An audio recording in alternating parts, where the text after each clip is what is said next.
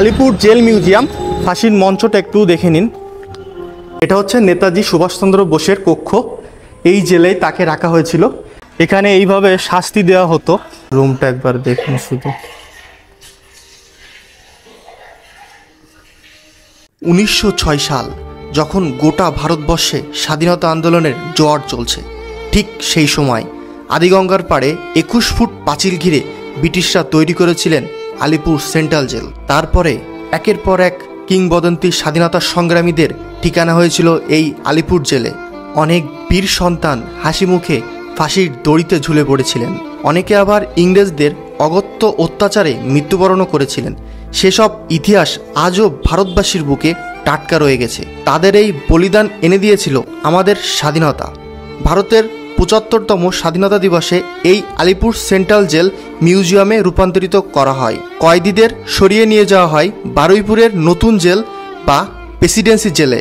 এই জেলে যারা বন্দী ছিলেন তাদের মধ্যে কয়েকজনের নাম হলো অরবিন্দ্র ঘোষ, চারুচন্দ্র বসু, সুভাষচন্দ্র বসু, বিধানচন্দ্র রায়, চারু মজুমদার, দীনেশ গুপ্ত। আরও অনেক বীর সন্তান এই জেলেই বন্দী ছিলেন। লাল ইটের পাঁজরে লেখা ইতিহাসকে উস্কে দিতেই হাজির হয়েছিলাম আলিপুর সেন্ট্রাল জেলে। নমস্কার, আমরা এখন অবস্থান করছি আলিপুর জেল মিউজিয়াম। আমার সামনেই দেখতে পাচ্ছেন আলিপুর জেল মিউজিয়াম। আগেই বলে দিই, এই আলিপুর জেল মিউজিয়াম আপনারা কিভাবে আসবেন। এখানে আসার সহজ উপায় হলো আপনি যে কোনো মেট্রো স্টেশন থেকে চলে আসবেন যতীন দাস পার্ক। সেখান থেকেই অল্প একটু গেলেই আপনারা পাবেন হাজরা মোড়। হাজরা মোড়ের ডান দিক দিয়েই আপনাদের চলে যেতে হবে আলিপুর জেল মিউজিয়াম। আপনারা হেঁটেও যেতে পারেন, আবার অটো করেও যেতে পারেন। ভাড়া নেবে 10 টাকা থেকে 20 টাকা। আপনারা যদি হাওড়া কিংবা শিয়ালদা স্টেশন থেকে আসতে চান, তাহলে প্রথমে আপনাদের যে কাজটা করতে হবে, শিয়ালদা কিংবা হাওড়া স্টেশনের বাইরে থেকে বাস নিয়ে চলে আসতে হবে হাজরা মোড়। হাজরা মোড়ের ডান দিকের রাস্তা ধরেই চলে আসতে হবে আলিপুর সেন্ট্রাল জেল মিউজিয়াম। আপনি যে দিক দিয়ে আসুন না কেন, আপনাকে প্রথম হাজরা মোড়ে এসেই ডান দিকের রাস্তা ধরে জেল মিউজিয়ামে আসতে হবে। তো আমরা এখন এই আলিপুর জেল মিউজিয়ামে ঢুকবো। এইখানে যে চার্টটা দেওয়া আছে এটা একটু ভুল চার্ট। আমি আপনাদের সঠিক নিয়মটা বলছি। এইখানে টিকিটের মূল্য হচ্ছে পার পার্সন 30 টাকা করে। যদি 5 বছরের ওপরের বাচ্চা হয় তাহলে কিন্তু তার টিকিট লাগবে। আর এখানে লাইট অ্যান্ড শোর টিকিটের মূল্য 100 টাকা। আর এইখানে প্রত্যেক সোমবার বন্ধ থাকে, সপ্তাহে সোমবার করে বন্ধ থাকে। আর সকাল 12টা থেকে খোলে বিকাল 6টা পর্যন্ত। কিন্তু বিকাল 5টার সময় আপনারা লাস্ট টিকিট এখানে কাটতে পারবেন। তারপরে কিন্তু টিকিট কাটার সুযোগ আর থাকছে না। আর মঙ্গল, বুধ, বৃহস্পতি 6:30 থেকে 7:10 পর্যন্ত একটা শো হবে। আর শুক্র, শনি, রবি 7:10 থেকে 8টা পর্যন্ত একটা শো হবে। সেটার মূল্য 100 টাকা। তো আমরা এখন এই পথ দিয়ে ঢুকবো। এটা হচ্ছে টিকিট কাউন্টার। ঢুকলেই তারপরে আমরা একটু সামনে যাব। এটা হচ্ছে জেল মিউজিয়ামের মধ্যেটা। মনে একটা অন্যরকম ফিল লাগছে। জীবনে প্রথমবার একটা জেলের মধ্যে ঢুকলাম। শিহরণ জাগিয়ে উঠছে শরীরের মধ্যে। তো প্রথমেই আমরা ওইদিকে একটা দিক নির্দেশক দেখতে পাচ্ছি, যেটা দিয়ে আপনারা এই জেল মিউজিয়ামের মধ্যে সব দিকে ঘুরতে পারবেন। ওখানে লেখা আছে ফাঁসির মঞ্চ, ওয়াচ টাওয়ার, প্রদর্শনী কক্ষ, বিভিন্ন রকম। এই জিনিসটা দেখে নিলে আপনারা এই জেল মিউজিয়ামের মধ্যে সুন্দরভাবে ঘুরতে পারবেন। ডান দিকেই এই যে গেট দিয়ে ঢুকবেন, হাতের ডান হাতে পড়বে শহীদ স্তম্ভ। এই আলিপুর জেলে যারা মারা গেছে এবং যাদেরকে ফাঁসির মঞ্চে ঝোলানো হয়েছে, ফাঁসি দিয়ে মৃত্যুদণ্ড দেওয়া হয়েছে, কিংবা যাদের ব্রিটিশরা অনেক অত্যাচার করে এই জেলের মধ্যে মেরে ফেলেছে, তাদের জন্যই এই শহীদ স্তম্ভটা তৈরি করা হয়েছে। এটা দেখলে তাদের কথা আমাদের মনে পড়বে এবং অবশ্যই মনে পড়ে। তো আমরা এই দিক নির্দেশকে প্রথমেই দেওয়া আছে ফাঁসির মঞ্চ, মানে এই দিক দিয়ে এন্ট্রি করতে হবে, তার এই দিকে চলে যেতে হবে। দেখুন ওই যে সোজা আমাদেরকে যেতে হবে ফাঁসির মঞ্চের দিকে। যেতে গেলে কত মায়ের বুক যে এইখানে খালি হয়ে গেছে তার কোনো ঠিক নাই। এই জেলের মধ্যে কত নামি দামি লোককে যে রাখা হয়েছিল আপনার কোনো আইডিয়া নেই। আমি সব এক এক করে সুন্দরভাবে আপনাদেরকে বলার চেষ্টা করব এবং তাদের বিষয়ে সব জিনিস এই জেল মিউজিয়ামে লেখাও আছে, সেটাও আপনাদেরকে দেখাবো। এই যে সামনেই কিন্তু ফাঁসির মঞ্চটা পেয়ে যাব আমি। এই যে এটা হচ্ছে ফাঁসির মঞ্চ, আর এই গেট দিয়ে ঢুকতে হবে। চলুন, ওই যে সামনে দেখা যাচ্ছে ফাঁসির মঞ্চটা। আর এটা হচ্ছে ফাঁসি দেওয়ার পরে যে পোস্টমর্টমটা করা হতো সেটা এখানে করা হতো, এই যে এই রুমে। আর এই কিউআর কোডটা স্ক্যানিং করলে এই বিষয়ে অনেক কিছু আপনি শুনতে পারবেন। ফাঁসির মঞ্চটা একটু দেখে নিন। এইখানে কত মানুষের যে জীবন গেছে তার কোনো ঠিক নাই। ওইখানে ফাঁসি দেওয়া হবে এবং এই পাশ দিয়ে সেই লাশটা চলে আসবে, এরকম একটা ব্যবস্থা। আর এই যে জায়গাটা দেখছেন, ওই যে জানলা দেখছেন, ওর ভিতরে সব কয়েদিরা থাকতো। কয়েদিদের সামনে কিন্তু এই ফাঁসিটা দেওয়া হতো, যাতে ওরা যদি কোনো কথা জেনে থাকে, ওদের পেটে যদি কোনো কথা থেকে থাকে, সেইগুলো যাতে বলে দেয় মৃত্যুর ভয়তে, এরকম একটা ব্যাপার। কত মায়ের বুক খালি হয়ে গেছে এই ফাঁসির মঞ্চে। ফাঁসির মঞ্চের একটু পাশেই আপনারা যে কক্ষটা এখন ভিডিওতে দেখছেন, এই কক্ষটা ছিল ফাঁসি যখন দেয়া হতো তার আগের রাতে এই কক্ষেই কয়েদিদেরকে আনতো, এনে তাদের যে শেষ ইচ্ছা ছিল সেইটা পূরণ করত এবং তার পরের দিন তাদেরকে ফাঁসি দিত।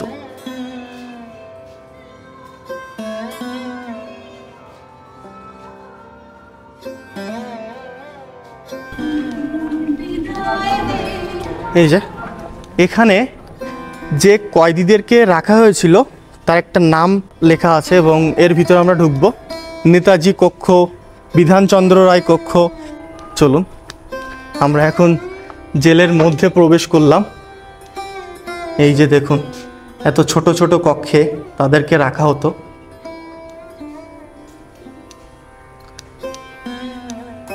এর ভিতরে আসলে কেমন একটা ভয় কাজ করছে। এই যে দেখুন,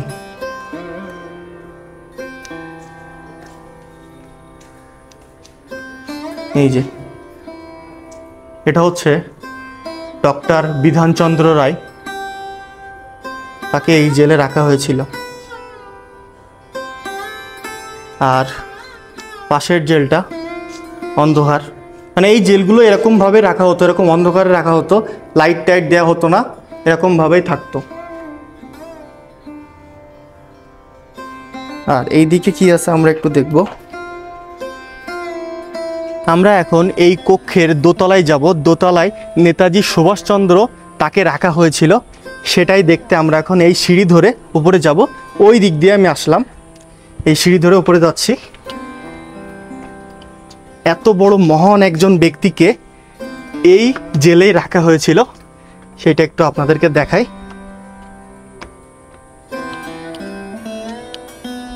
এই যে এটা কার জানি না, এই যে দেখুন নেতাজি সুভাষচন্দ্র বোস। এটা হচ্ছে নেতাজি সুভাষচন্দ্র বোসের কক্ষ, এই জেলেই তাকে রাখা হয়েছিল। এবং এই জেলের যে মানে সিস্টেমগুলো, এইখানে তালাটা মারা হতো, কোনো খোলার সিস্টেম নেই, এখানে কোনো তালার সিস্টেম নেই, তালার সিস্টেমটা এইভাবে করা হতো। এইখানে দেখুন নেতাজি সুভাষচন্দ্র বোসকে 23শে জানুয়ারি 1930 থেকে 23শে সেপ্টেম্বর 1930 পর্যন্ত এই কারাকক্ষে ছিলেন। চিন্তা করেন, তার একটা মূর্তি বানিয়ে এখানে রাখা হয়েছে। এবার তার পরের কক্ষে আমরা একটু দেখব। এখানে হচ্ছে দেশবন্ধু কক্ষ, চিরঞ্জন দাস তার কক্ষ। এটা হচ্ছে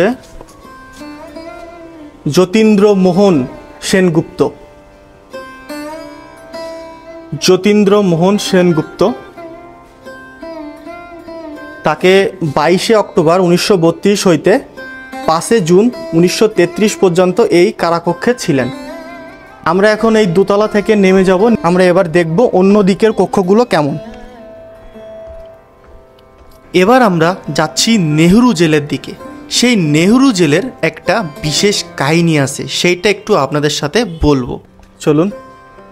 জওহরলাল নেহরু 17ই ফেব্রুয়ারি 1934 সাল থেকে 7ই মে 1934 পর্যন্ত এই কক্ষে ছিলেন। এই যে, আর এর পাশের সেলটা হচ্ছে আর জানি না, এমন সেল, একটা সেল। এবং এই একটা সেল। এই যে মূর্তিটা আপনারা দেখছেন এটা হচ্ছে ইন্দিরা গান্ধীর মূর্তি। 1934 সালে জওহরলাল নেহরু আইন অমান্য অপরাধে যখন এই জেলে বন্দী ছিলেন, তখন তার মেয়ে ইন্দিরা গান্ধী প্রায় সময় বাবার সাথে দেখা করতে আসতো। প্রায় 15 দিন অন্তর অন্তর তিনি আসতেন দেখা করতে, এবং 15 থেকে 20 মিনিট তার বাবার সাথে তিনি এই জায়গায় বসে কথা বলতেন, আলাপ আলোচনা করতেন, দেখা করতেন। এটা হচ্ছে সেই সময়কার গোদাম ঘর। আমরা এখন এই গোদাম ঘরে একটু ঢুকবো। এই যে এখানে সেই সময়কার, ও আচ্ছা আচ্ছা ঠিক আছে, গোদাম ঘরটা বন্ধ আছে, এখন কাজ চলছে, এই জন্য ভিতরে দেখাতে পারলাম না। তো আমরা এখন সামনের দিকে যাই, দেখি সামনে আর কি কি কক্ষ আছে, কোন জেল আছে সেটা একটু আপনাদেরকে দেখাবো। এখানে কিন্তু সুন্দর একটা গান হচ্ছে, একলা চলো রে। এটা হচ্ছে সাধারণ কক্ষ, মানে অনেক কয়েদিদের একসাথে রাখা হতো, এরকম একটা ব্যাপার মনে হয়। দেখতে হবে ভিতরে গিয়ে কি না, এটা এমনি কক্ষ, সাধারণ কক্ষ, একটু বড় বড়, হয়তো বেশি কয়েদিদের এখানে রাখতো একসাথে। তাই এসব জেলের মধ্যে আসলে অন্যরকম একটা ভয় কাজ করছে। আর এখন যেহেতু এত বেশি ট্যুরিস্ট নাই, সেটা একটু ভালো করে দেখতে পাচ্ছি, আপনাদেরকে দেখাতেও পারছি। আলাদা রকম ভয় কাজ করছে মনের মধ্যে যে কোথা থেকে কোন আত্মা চলে আসে নাকি। তো এখন বের হয়ে যাবো, ওপরে ওঠা নিষেধ। আমরা একটু যাব ওয়াচ টাওয়ার, ওইদিকে রয়েছে ওয়াচ টাওয়ার, ওয়াচ টাওয়ারের ওইদিকে যাব। আমরা একটু এই সিঁড়ি দিয়ে উঠি। এই যে এই ওয়াচ টাওয়ারের এইদিকে আসলে ভিতরটা ঠিক এমন।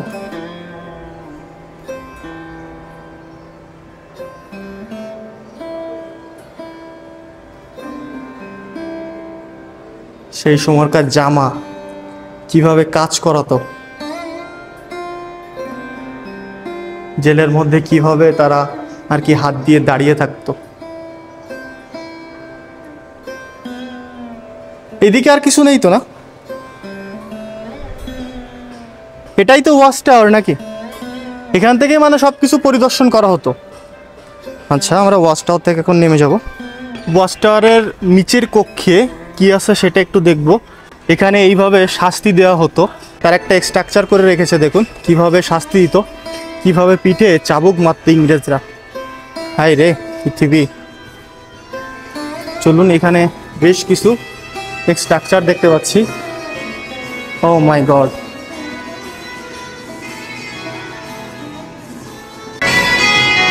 আর এইখানেও একটা স্ট্রাকচার আছে। এবার আমরা একটু ওই দিকে যাব, ওই দিকে দেখবো কি আছে।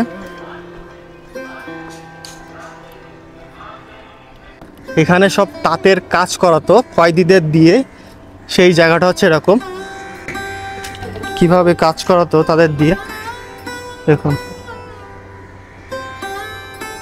এই মেশিন দিয়ে তাদেরকে দিয়ে সব কাজ করাতো।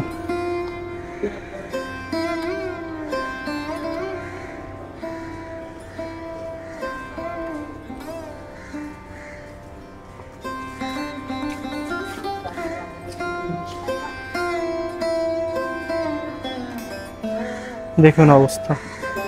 এবার আমরা ওয়াচ টাওয়ারের ঠিক সামনে আরেকটা যে কক্ষ আছে সেই দিকে একটু ঢুকবো। আমরা এই পাশ দিয়ে ঢুকবো। কত রকমের বন্দুক, যেগুলো ওই জেলে ইউজ করা হতো, ইংরেজদের ছিল আর কি।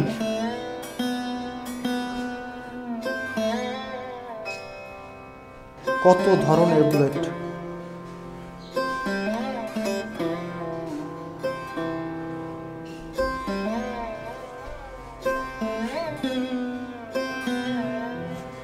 এই রুমের প্রত্যেকটা কক্ষে সব অস্ত্রপাতিগুলো রাখা, দেখলেই গা চমকে উঠছে যে এই ধরনের অস্ত্র ব্যবহার হতো সেই সময়। ও মাই গড। আমরা এখন এখান থেকে বের হয়ে যাব। এগুলো সব আর কি জেনারেল কক্ষ। একটা একটা রুম অনেক বড়, অনেক কয়েদিদের একসাথে রাখতো।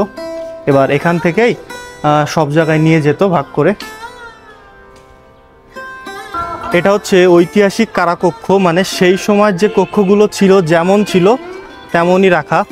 আর এইগুলো তো একটু রং টং করা হয়েছে, ঠিকঠাক করা হয়েছে, বাট এটা যেমন ছিল তেমনই রাখা হয়েছে। সেরকম একটা জেলের দিকে আমরা যাচ্ছি। এই যে একজন আর একজনের দাড়ি কাটছে, আবার সেখান থেকে সাউন্ডও বেরোচ্ছে, আর ঘড়ি দেখছে। ঠিক টাইমের মধ্যে না কাটতে পারলে মনে হয় মারবে এমন কিছু। এই যে দেখুন কি অবস্থায় থাকতো তারা, তো দেখেই ভয় লাগছে আমার।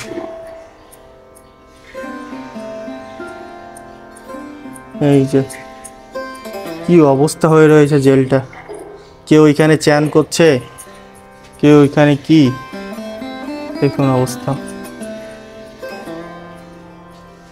আবার এখানে এইভাবে শাস্তি দিচ্ছে এই রুমটায়।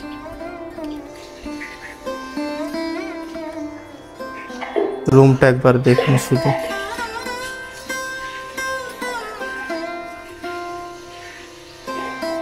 গা শিউরে উঠবে।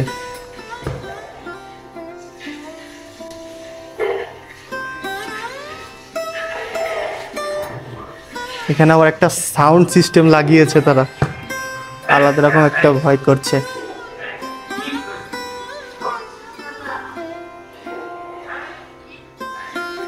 এই যে দেখুন সাউন্ড বেরোচ্ছে আবার।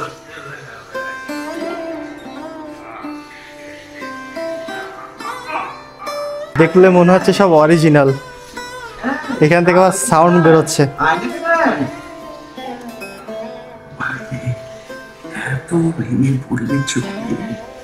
দেখুন দেশ মায়ের এখনো অনেক কাজ বাকি। ও মাই গড, তো বুক কেঁপে উঠেছে ভাই। এটা টয়লেট।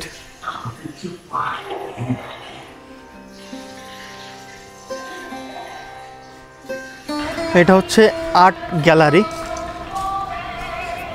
এরকম রোড দিয়ে আমাদেরকে ঢুকতে হবে।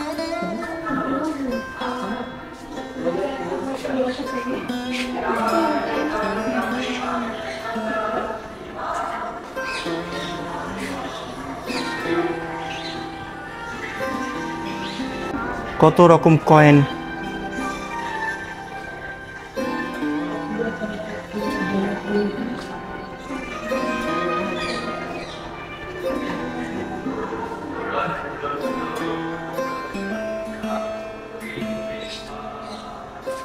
এত সুন্দর হাতের কারুকার্য, কি বলবো।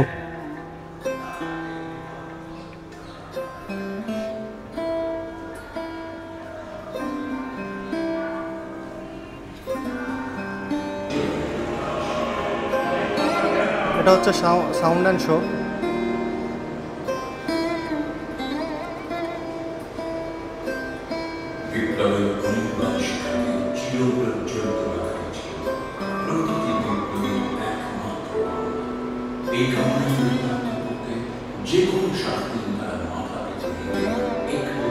এই যে আমরা এই কক্ষটায় দেখবো একটু কি হচ্ছে এখানে। আচ্ছা আচ্ছা, অ্যাওয়ার্ড রুম। এখানে মহান মহান ব্যক্তিরা যে অ্যাওয়ার্ডগুলো পেয়েছে সেইগুলোর একটা রুম করা হয়েছে, সব এক জায়গায় করে। এই আলিপুর জেল মিউজিয়ামে অনেক কিছু রয়েছে যেটা আপনাদের ঘুরতে বেশ অনেকটাই সময় লেগে যাবে, ওই জন্য একটু হাতে টাইম নিয়ে তারপরে আসবেন। এবং এদিকেও বেশ কয়টা কক্ষ রয়েছে। ভিতরে আর আমি এটা ঢুকবো না, বাইরে থেকেই দেখাচ্ছি।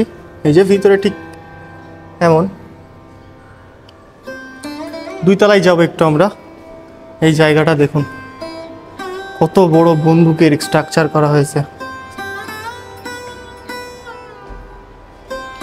সিঁড়ি দেখুন সব লোহার। ও মাই গড,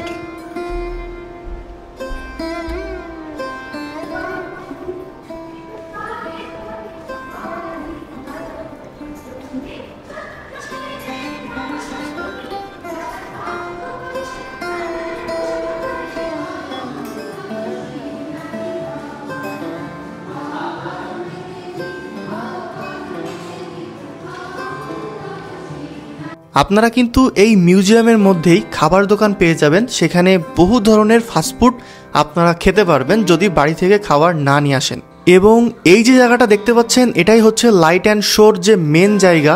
এখানে সবচেয়ে বড় করে লাইট অ্যান্ড শো হয়। এবং আপনারা যখন এই জেল মিউজিয়াম থেকে বের হয়ে যাবেন তখন দেখবেন দুই পাশেই জেল মিউজিয়ামের দুটো শপ আছে।